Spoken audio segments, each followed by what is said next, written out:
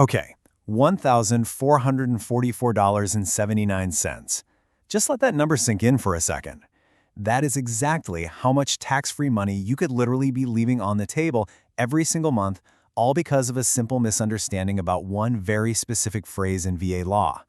If you or a loved one are already dealing with severe service-connected disabilities, missing out on this extra compensation, well, it can genuinely mean the difference between struggling to afford home care and comfortably keeping a veteran right where they belong, at home.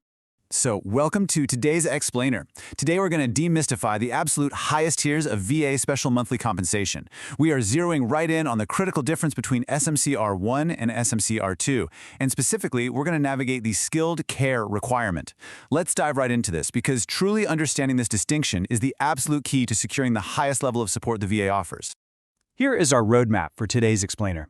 We'll start with the apex of VA benefits, look at qualifying for Level R, explain R1 versus R2, dig into the skilled care requirement, and finally, claiming your rightful pay.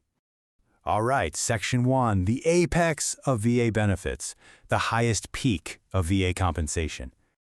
Now, to really appreciate the magnitude of what we're discussing here, we have to look at the financial stakes. For a single veteran with no dependents in 2026, the standard 100% disability rating sits at roughly $3,900 a month. And hey, that is life-changing money for sure.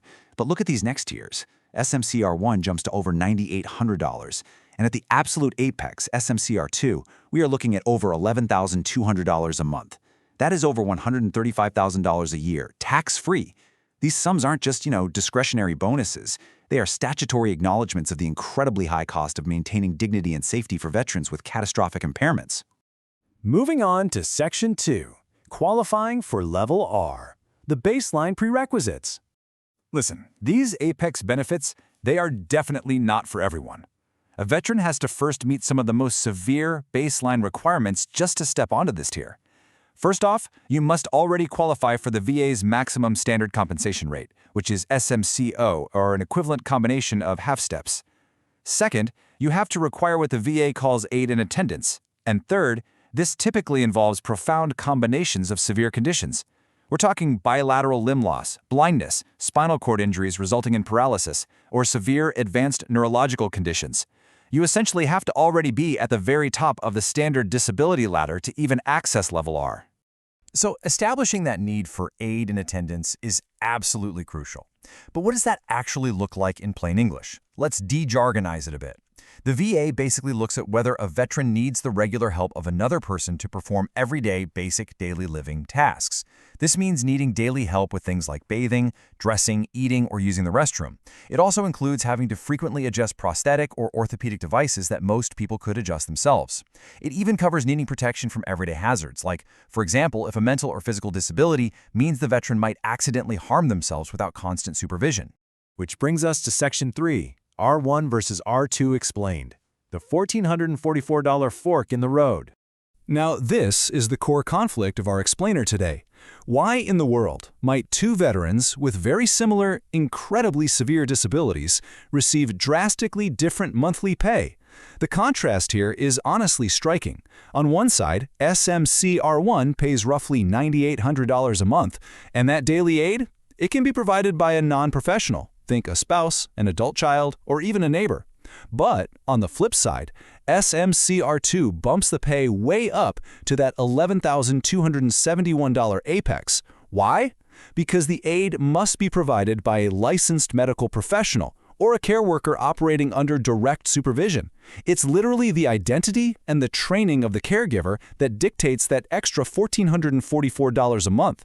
So naturally, this leads us to the ultimate million-dollar question, or rather, the $1,400 a month question. What exactly defines care as skilled or professional in the eyes of the VA?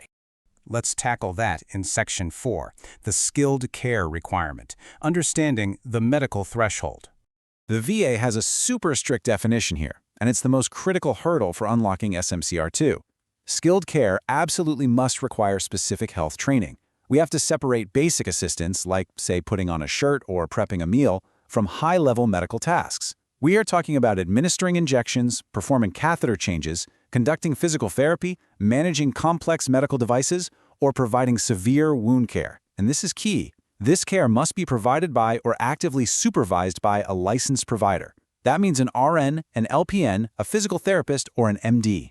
Now check this out. Even if a family member is the one providing the care, if they had to receive specific training from a doctor to perform those medical procedures daily, boom, you are crossing right into skilled care territory. And that brings us to the absolute linchpin of the R2 requirement in VA law. It's the ultimate litmus test. Ready? In the absence of such care, would the veteran require hospitalization, nursing home care, or other residential institutional care? Ask yourself, if that high-level, skilled home care suddenly stopped today, would the veteran literally be forced into a nursing home or a hospital just to survive? If the answer is yes, then you are meeting the fundamental purpose of SMC-R.2. Because when you strip it all down, this benefit is fundamentally about preserving dignity and keeping veterans at home. The VA completely recognizes the heavy burden placed on families who are caring for catastrophically disabled loved ones.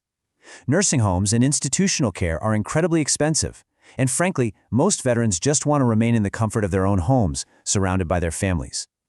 SMC-R.2 exists for this exact reason, to fund that high level of professional care so the veteran never has to leave their home. All right, final section. Section 5, claiming your rightful pay, taking action, and proving your case. So how do you actually get this? Well, the VA isn't just going to automatically hand over SMC-R.2, even if your medical records totally hint at it. You've got to take action. Here's the exact step-by-step process. Step 1. You need to explicitly file a claim. If you've been denied in the past, or if the VA just missed this when they awarded you SMC-O or R.1, you'll need to file a supplemental claim using VA Form 20-0995. Step 2. Submit VA Form 21-2680. That's the examination for housebound status, or permanent need for regular aid and attendance. This form is your doctor's official assessment of your daily care needs, and it's practically the holy grail for your success here. And finally, Step 3. Gather specialist medical evidence. Let's expand on that evidence piece for a second, because you can't just say you need skilled care. You literally have to prove it beyond a shadow of a doubt. Yes, you need that VA Form 21-2680 filled out by an expert, but you also need physical therapy records. You need letters from specialists, like neurologists or urologists, explicitly detailing the highly skilled nature of your daily care. You need detailed caregiver statements mapping out exactly what they do for you every single day. And, perhaps most importantly for R2, you need written proof of supervision by a licensed professional. That means a doctor's note stating they have personally trained the caregiver and are actively supervising the home care regimen. Overwhelming evidence is absolutely the name of the game if you want to win this claim. We've definitely covered a lot of ground today, but I want to leave you with this final provocative thought. Take a really close look at your situation, or the situation of the veteran you care for. Does your daily care cross that skilled threshold? Are you performing tasks at home that a nurse would normally do in a hospital? Because if so, are you leaving $1,444 behind every single month? Please don't let a simple misunderstanding of these rules keep you from the compensation you have rightfully earned through your service. Evaluate your care, gather your overwhelming evidence, and take action. Thanks for joining me on this explainer, and keep learning.